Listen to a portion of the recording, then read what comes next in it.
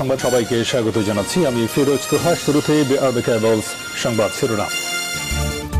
শুরুতেই জানাবো এই মুহূর্তে হাতে পাওয়া সর্বশেষ গুরুত্বপূর্ণ আপডেট সংবাদ। বিএনপি চেয়ারপারসনের উপদেষ্টা জয়নুল আবেদিন ফারুক বলেছেন, সরকারকে বলবো পদত্যাগ করুন, দেশের মানুষকে বাঁচান।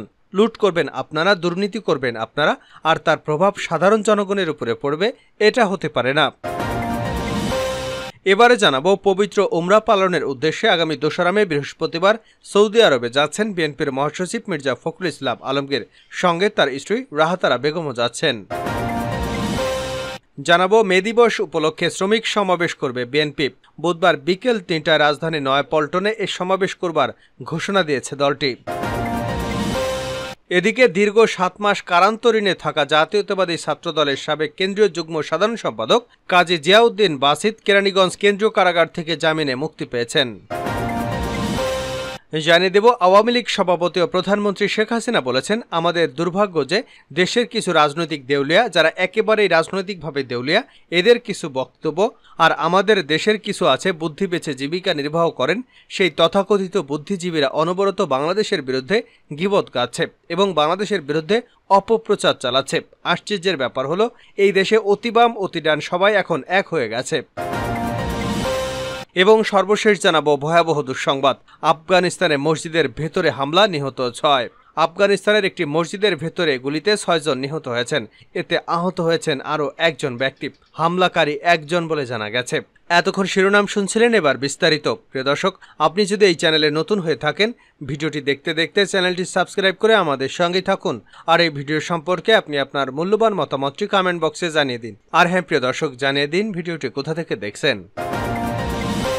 পদত্যাগ করুন, দেশের মানুষকে বাঁচান, সরকারকে ফারুক। বিএনপি চেয়ারপারসনের উপদেষ্টা জয়নুল আবেদিন ফারুক বলেছেন, সরকারকে বলবো পদত্যাগ করুন, দেশের মানুষকে বাঁচান। লুট করবেন আপনারা, দুর্নীতি করবেন আপনারা, আর তার প্রভাব সাধারণ জনগণের উপরে পড়বে, এটা হতে পারে না।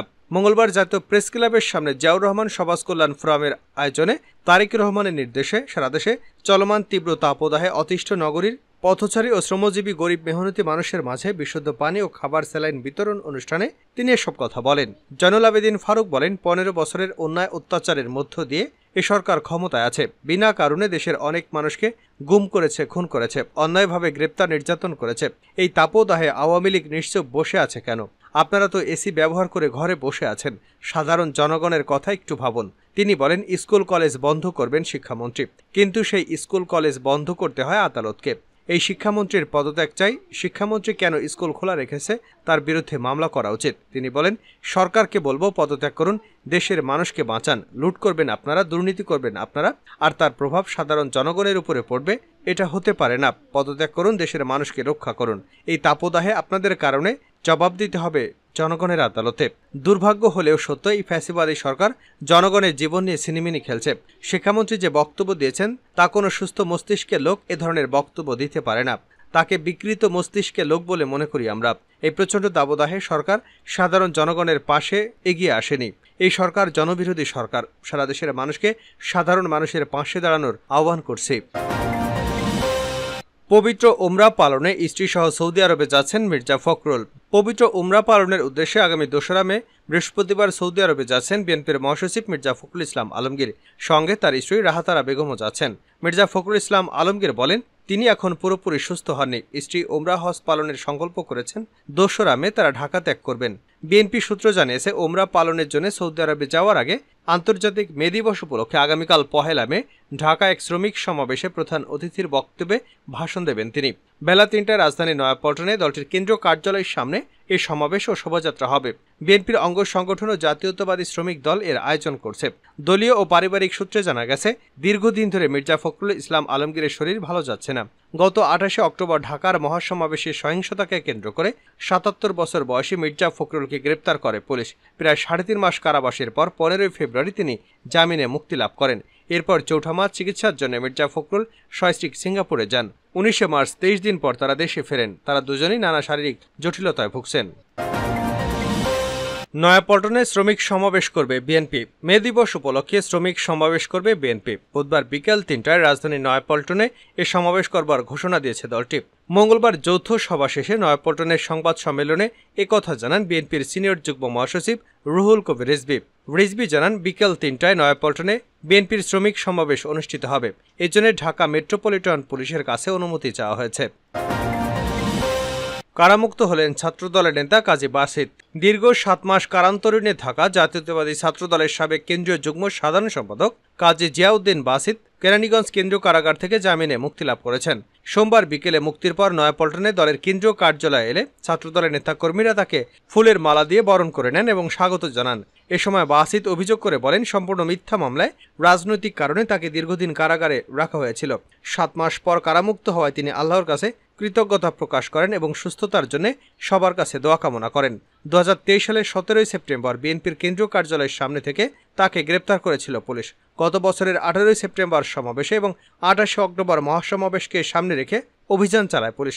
ছাত্রদল নেতা বাসিতকে গ্রেপ্তার করার পর নাশকতার পরিকল্পনাকারী হিসেবে অস্ত্র এবং বিস্ফোরক আইনে হোটেল মেরিনা থেকে গ্রেপ্তার দেখায় পুলিশ। অতি বাম অতি ডান সবাই এক হয়ে গেছে, কিভাবে হলো জানি না। আওয়ামী লীগ সভাপতি ও প্রধানমন্ত্রী শেখ হাসিনা বলেছেন, আমাদের দুর্ভাগ্য যে দেশের কিছু রাজনৈতিক দেউলিয়া, যারা একেবারেই রাজনৈতিকভাবে দেউলিয়া, এদের কিছু বক্তব্য আর আমাদের দেশে কিছু আছে বুদ্ধি বেছে জীবিকা নির্বাহ করেন সেই তথাকথিত বুদ্ধিজীবীরা অনবরত বাংলাদেশের বিরুদ্ধে গীবত গাচ্ছে এবং বাংলাদেশের বিরুদ্ধে অপপ্রচার চালাচ্ছে। সবচেয়ে আশ্চর্যের বিষয় হলো, এদেশে অতি বাম অতি ডান সবাই এক হয়ে গেছে। এটা কিভাবে হলো জানি না। এই দুই মেরু এক হয়ে সারাক্ষণ শুনি আওয়ামী লীগ সরকারকে উৎখাত করতে হবে, অপরাধটা কি আমাদের। মঙ্গলবার সন্ধ্যায় প্রধানমন্ত্রীর সরকারি বাসভবন গণভবনে আওয়ামী লীগের কেন্দ্রীয় কার্যনির্বাহী সংসদের সভায় সূচনা বক্তব্যে এসব কথা বলেন প্রধানমন্ত্রী। তিনি বলেন, করোনার সময় আমরা বিনা পয়সায় ভ্যাকসিন দিয়েছি, পৃথিবীর ধনী দেশগুলো দেয়নি, কিন্তু বাংলাদেশ দিয়েছে। টেস্ট আমরা বিনা পয়সায় করিয়েছি, কোনো ধনী দেশ করেনি। আমরা দুহাতে পানির মতো টাকা খরচ করে মানুষকে বাঁচাতে পদক্ষেপ নিয়েছি, খুব কম দেশই সেটা করতে পেরেছে। আমরা সেখানে সাফল্য অর্জন করেছি। শেখ হাসিনা বলেন, মাতৃ মৃত্যুর হার কমিয়েছি, শিশু মৃত্যুর হার কমিয়েছি, সাক্ষরতার হার বাড়িয়েছি, মানুষের আয়ুষ্কাল বৃদ্ধি করেছি, মানুষের ঘরে ঘরে চিকিৎসা সেবা নিয়ে গেছে, শিক্ষার ক্ষেত্রে আমাদের অগ্রগতি আছে। সব দিক থেকেই তো বাংলাদেশ এগিয়ে যাচ্ছে। পিছিয়ে আছি আমরা কোথায়? মাথাপিছু আয় আমাদের বৃদ্ধি পেয়েছে, প্রবৃদ্ধি বৃদ্ধি পেয়েছে। সন্ধ্যা ৭টা ৬ শুরু হওয়া সভায় সভাপতিত্ব করেন আওয়ামী লীগ সভাপতি ও প্রধানমন্ত্রী শেখ হাসিনা। সভায় আওয়ামী লীগের সাধারণ সম্পাদক ওবায়দুল কাদের সহ কেন্দ্রীয় কার্যনির্বাহী সংসদের সদস্যরা উপস্থিত ছিলেন। প্রধানমন্ত্রী বলেন, করোনার অতিমারি, এরপরে আসে ইউক্রেন যুদ্ধ, স্যাংশন কাউন্টার স্যাংশন, বিশ্বব্যাপী মুদ্রাস্ফীতি, এসব সমস্যার কারণে কিন্তু আমরা নই, সারা পৃথিবী এমনকি উন্নত দেশগুলো হিমশিম খাচ্ছে। তারপরও আমাদের অগ্রযাত্রা অব্যাহত রেখেছি। ২০০৮ সালে নির্বাচনী ইশতেহারে আমরা ঘোষণা দিয়েছিলাম ২০২১ সালের মধ্যে বাংলাদেশকে আমরা এক ধাপ উপরে তুলব। রূপকল্প ২০২১ আমাদের ঘোষণা দেয়, দিন বদলের সনদ আমরা ঘোষণা দেই, আজকে দিন বদল ঘটেছে। তিনি বলেন, সবসময় আমরা লক্ষ্য রেখেছি তৃণমূলের মানুষ তাদের আর্থসামাজিক উন্নতি করা। আজকেও বলতে পারছে না যে গ্রামে দারিদ্র্য আছে, এখন বলে শহরে দারিদ্র্য। এখন অদ্ভুত এক হিসাব হয়ে গেছে, দারিদ্র্যের হার শহরে বেড়েছে, গ্রামে না। অথচ একসময় গ্রামের মানুষ একবেলা ভাত খেতে পেত না, মাথা গোঁজার ঠাঁই ছিল না, রোগের চিকিৎসা পেত না, শিক্ষার আলো থেকে বঞ্চিত ছিল। আমাদের উন্নয়নের তৃণমূল আমাদের দিকে লক্ষ্য রেখে পরিকল্পিতভাবে এগিয়েছে। ইতিমধ্যে কয়েকটি জেলা উপজেলা গৃহহীন এবং ভূমিহীন মুক্ত ঘোষণা দিয়েছে। অল্প কিছু বাকি আছে, সেগুলো শিগগিরই হয়ে যাবে। বাংলাদেশের কোনো মানুষই ঠিকানাবিহীন থাকবে না। শেষ করছে আন্তর্জাতিক সংবাদ দিয়ে। আফগানিস্তানে মসজিদের ভেতরে হামলা, নিহত ৬। আফগানিস্তানের একটি মসজিদের ভেতরে গুলিতে ৬ জন নিহত হয়েছেন, এতে আহত হয়েছেন আরও এক ব্যক্তি। হামলাকারী একজন বলে জানা গেছে। সোমবার রাতে দেশটির হেরাত প্রদেশের গুজারা জেলার আন্দিশে শহরের একটি মসজিদে এই হামলা হয়। খবর এপি নিউজের। তালেবান প্রশাসনের স্বরাষ্ট্র মন্ত্রণালয়ের মুখপাত্র আব্দুল মতিন কানি সামাজিক যোগাযোগ মাধ্যম এক্সে এক পোস্টে বলেন, ৬ বেসামরিক নাগরিক নিহত হয়েছেন, আহত হয়েছেন আরও একজন। দেশটির রাষ্ট্রীয় মালিকানাধীন সংবাদ সংস্থা বাক্তারও একই তথ্য জানিয়েছে। আর এক সংবাদ মাধ্যম টোলো নিউজ বলছে, মসজিদটি শিয়া সম্প্রদায়ের, গুলিতে মসজিদের ইমামও নিহত হয়েছেন। এ দুর্ঘটনায় শোক প্রকাশ করেছে কাবুলে অবস্থিত ইরানি দূতাবাস। মসজিদে হামলার ঘটনায় কেউ দায় স্বীকার করেনি, তবে ওই এলাকায় বড় হুমকির নাম ISIL। এর আগেও শিয়াদের উপর হওয়া বেশিরভাগ হামলাতেই তারা জড়িত ছিল।